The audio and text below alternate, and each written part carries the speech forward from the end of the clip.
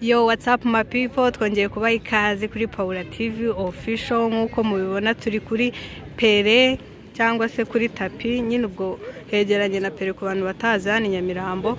Hari kuba amarushanwa ya Esperance, ubu rero hagezweho raundi ya kabiri y'abakobwa.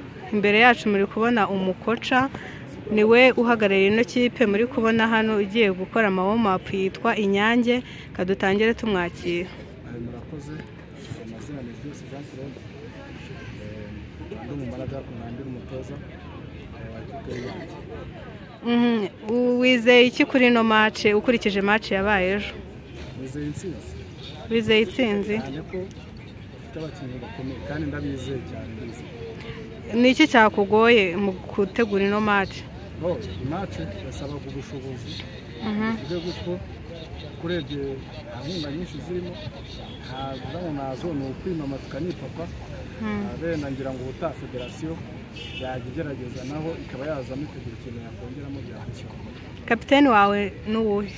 Kapiteni wanjye yagiye muri Roma akura nawe arakuvugisha. Ubwo twizera intsinzi. Intsinzi y'abantu kabisa. Ciao.